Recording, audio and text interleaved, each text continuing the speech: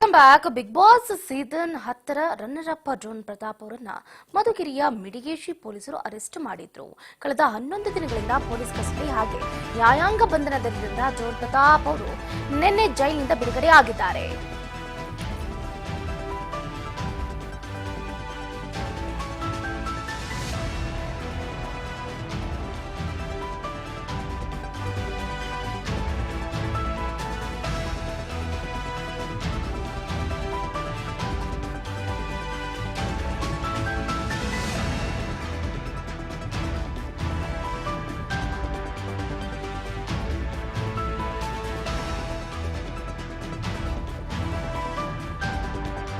ಆಯ್ತಂತೆ ಡ್ರೋನ್ ಪ್ರತಾಪ್ ಭಾವನಾತ್ಮಕವಾಗಿ ಹೇಳಿಕೆಯನ್ನು ಕೊಟ್ಟಿದ್ದಾರೆ. ಜಾಮೀನಿನ ಮೇಲೆ ರಿಲೀಸ್ ಆದ ನಂತರ ಮಾಧ್ಯಮದವರೊಂದಿಗೆ ತಮ್ಮ ಅಳಲನ್ನ ತೋಡ್ಕೊಂಡಿದ್ದಾರೆ. ಮಧುಗಿರಿ ಉಪ ಕಾರಾಗೃಹದಿಂದ ಹೊರ ಬರ್ತಾ ಇದ್ದಂತೆ ಡ್ರೋನ್ ಪ್ರತಾಪ್ ಅವರು ಮಾಧ್ಯಮ ಪ್ರತಿನಿಧಿಗಳಿಗೆ ರಿಯಾಕ್ಟ್ ಮಾಡಿದ್ದಾರೆ. ನಾನು ಎಲ್ಲರಲ್ಲಿ ಒಂದೇ ಪ್ರಶ್ನೆಯನ್ನ ಕೇಳ್ತೀನಿ. ದೇಶದಾದ್ಯಂತ ನೂರಾರು ಎಕ್ಸ್ಪೆರಿಮೆಂಟ್ ಮಾಡಿರುವಂತಹ ವಿಡಿಯೋ ಪೋಸ್ಟ್ ಮಾಡಲಾಗಿದೆ.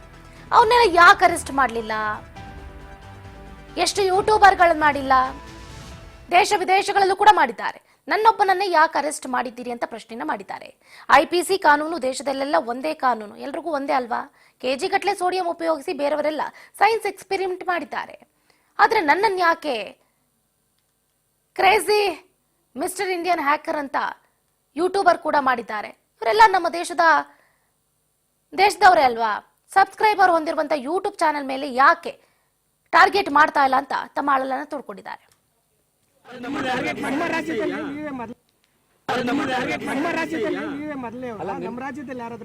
ಸರ್ IPC ಅಂದ್ರೆ ಆಲ್ ಓವರ್ ಇಂಡಿಯಾ ಒಂದೇ ಸರ್, ಆಲ್ ಓವರ್ ಇಂಡಿಯಾ ಒಂದೇ ಬರುತ್ತೆ IPC ಅಂದ್ರೆ ಈಗ ಆರ್ಟಿಫಿಷಿಯಲ್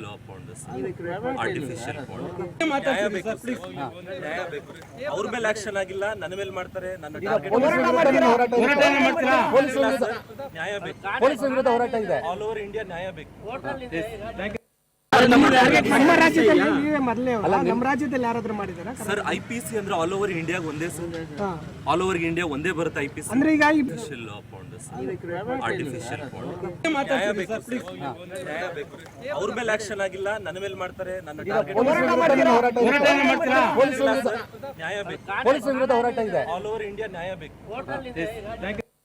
ನಮ್ಮ ರಾಜ್ಯದಲ್ಲಿ ಎಷ್ಟು ಗಮನಿಸ್ತಾ ಇದ್ದೀರಾ ಡ್ರೋನ್ ಪ್ರತಾಪ್ ಅವರ ಹೇಳಿಕೆಯನ್ನ?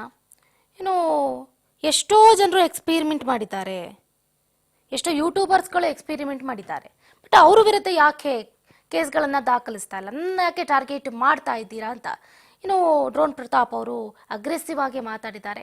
3 ದಿನಗಳ ಕಾಲ ಪೊಲೀಸ್ ಕಸ್ಟಡಿಯಲ್ಲಿದ್ದರು. ಅದಾದ ನಂತರ ಅವರನ್ನ ಜೈಲಿಗೆ ಕಳಿಸಲಾಯಿತು. ನ್ಯಾಯಾಂಗ ಬಂಧನದಲ್ಲಿ ಬರೋಬ್ಬರಿ 8 ದಿನಗಳ ಕಾಲವನ್ನ ಕಳೆದು ಈಗ ರಿಲೀಸ್ ಆದ